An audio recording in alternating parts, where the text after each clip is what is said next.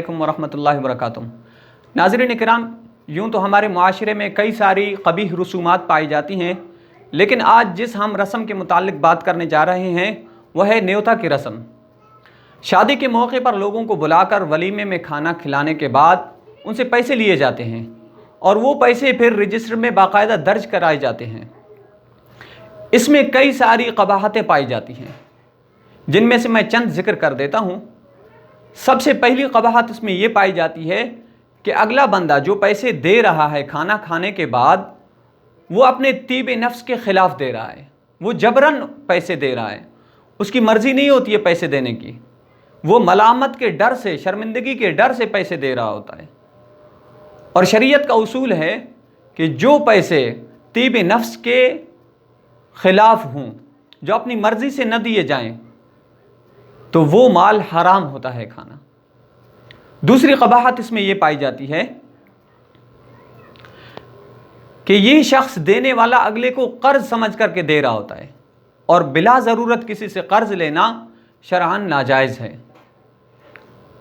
आप सल्लल्लाहु अलैहि वसल्लम ने हमेशा अपने मामूल में ये दुआएं फरमाई हैं, अल्लाहुम्मा इन्नी अऊज़ु बिका मिनल मअसमी वल मग़रम।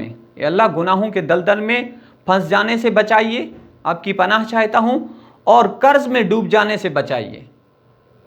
पूछने वाले ने जब पूछा कि या रसूलल्लाह सल्लल्लाहु अलैहि वसल्लम, आप कर्ज से इतनी ज़्यादा पनाह क्यों मांगते हैं?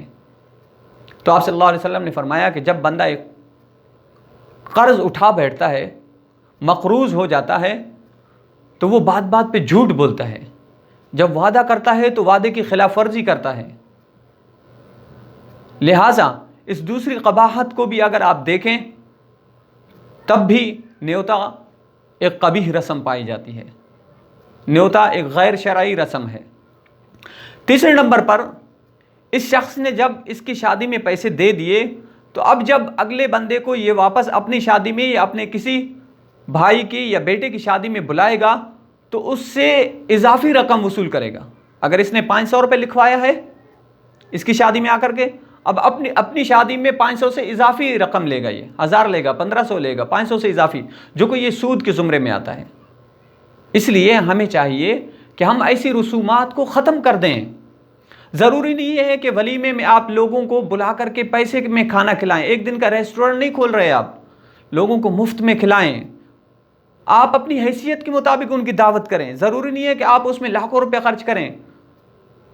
ज़रूरी नहीं है कि आप कर्ज उठा करके, सूद पे पैसे उठा करके आप वलीमा कर रहे हैं, नाजायज़ है।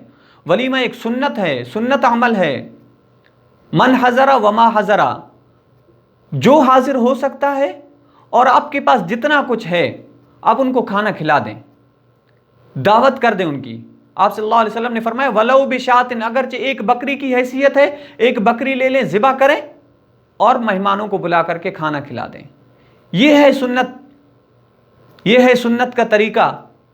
आज हमने शादियों को इस कदर मुश्किल बना दिया है कि हम वलीमे के लिए कर्ज उठा रहे होते हैं, हम सूद पे पैसे उठा रहे होते हैं, मक़रूज़ हो रहे होते हैं, लेकिन फिर भी अपनी अना पे डटे रहते हैं। ये रस्म छोड़ने के लिए तैयार नहीं होते हैं। तो खुदारा गुजारिश है आप लोगों से कि ऐसी रसूमात को आहिस्ता आहिस्ता ख़त्म करें, निकाल दें।